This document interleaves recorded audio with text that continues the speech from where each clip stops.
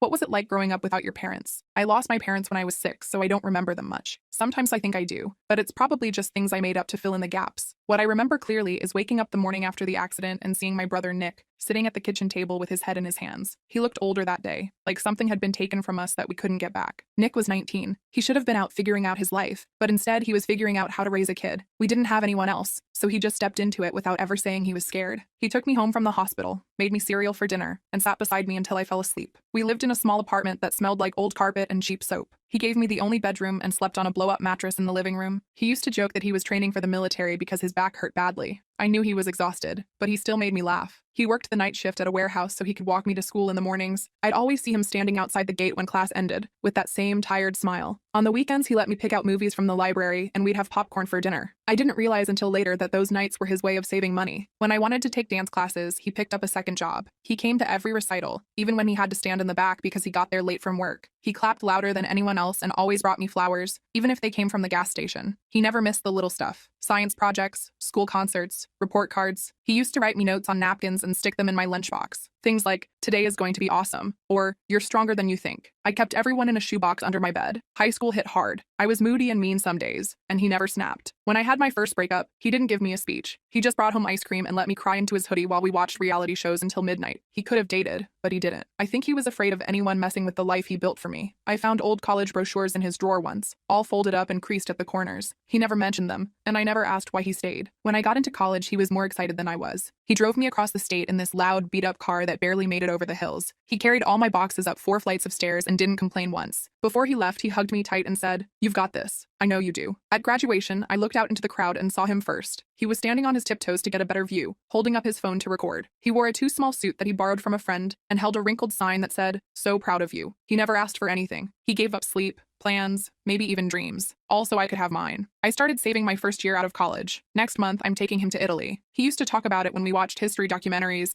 always pausing the screen when the Colosseum came up. He'd say it was one of the places he wanted to see someday. He didn't think someday would come, but it did, and I'm going to be right there with him, just like he was always there for me.